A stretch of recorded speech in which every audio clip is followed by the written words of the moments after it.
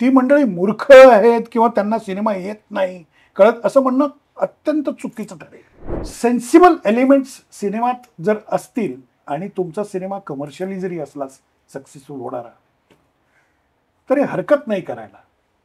दुसऱ्याचे पैसे जेव्हा लागलेले असतात तेव्हा तुमची जबाबदारी खूप मोठी झालेली असते की त्याला त्याचे पैसे मिळवून देणं. गोष्ट वेगळी मांडावी किंवा जाणीव संपन्नता आहे ज्याचा त्रास होतो आत्ताच्या गोष्टीला, ज्या टेक्निकली सक्सेस भौतिकदृष्ट्या जो बघितला जातो आणि आपण काहीतरी वेगळं मांडण्याचा प्रयत्न करत असतो. तर ह्या सगळ्यातला एक वेगळ्या पद्धतीचा जगण्यातला एक कॉन्ट्रास्ट जेव्हा आपण नंबर गेमवर बसतो बॉक्स ऑफिस घेऊन, तर आपण आणि तरीही सातत्याने वेगळं काहीतरी करायचं हीच धारणा, हे सगळं बळ येतं कुठून?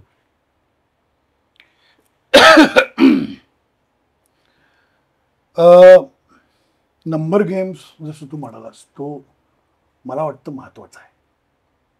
कारण माझं करून झालंय की माझ्या मनाचा सिनेमा, तर माझ्या मनाचा सिनेमा तूच बघ असं माझं झालं. बरं तो त्याला लागणारी जी बाकी इतर ज्या गोष्टी आहेत, like for instance promotion, marketing, त्याला पण पैसे लागतात रे. ओके, सो एनिवे वेगळी जाणीव ठेवणं, मला असं वाटतं की वेगळी जाणीव ठेवून सुद्धा तुम्ही बरं काम करू शकता. नंबर गेम्सचं काम तुम्ही करू शकता. दॅट वॉज प्रूव्हन बाय गोष्ट छोटी डोंगरे एवढी, अडगुलं मडगुलं, अँड इवन गल्लीत गोंधळ दिल्लीत मुजरा. तो जरी सटायर असला तरी तो काहीतरी म्हणतो, तो प्रश्नच नाही. आणि त्या काळातला त्या वेळेला एक वेगळं एक्सरेटिक विजन, ह्युमरस पद्धतीने. तर पण जे कमर्शियल सिनेमा करणारी मंडळी जी आहे ते पण एक टॅलेंट आहे रे. आणि बरं, ती मंडळी मूर्ख आहेत किंवा त्यांना सिनेमा येत नाही कळत असं म्हणणं अत्यंत चुकीचं ठरेल.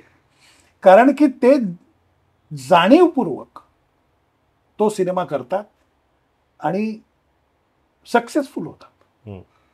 तर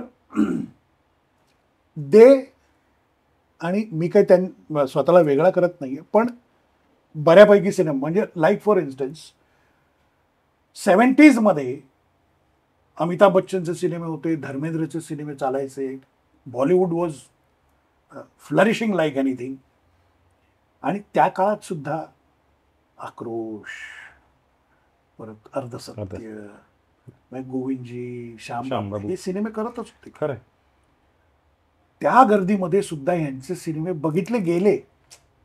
ओके, आणि तर माझं असं म्हणणं नाही की अगदी त्यांच्यासारखाच सिनेमा असावा, पण सेन्सिबल एलिमेंट्स सिनेमात जर असतील आणि तुमचा सिनेमा कमर्शियली जरी असला सक्सेसफुल होणारा तरी हरकत नाही करायला.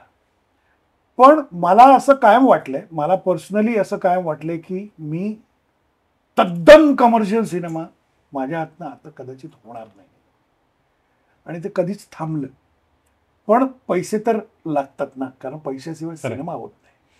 तो जर वर्क नाही झाला तर बरं, निर्माता इन्व्हॉल्व असतो त्याच्यात, कोणाचे तरी पैसे असतात. अर्थात मी बरेच सिनेमे माझ्या पैशाने केले, पण दुसऱ्याचे पैसे जेव्हा लागलेले असतात तेव्हा तुमची जबाबदारी खूप मोठी झालेली असते की त्याला त्याचे पैसे मिळवून देणं.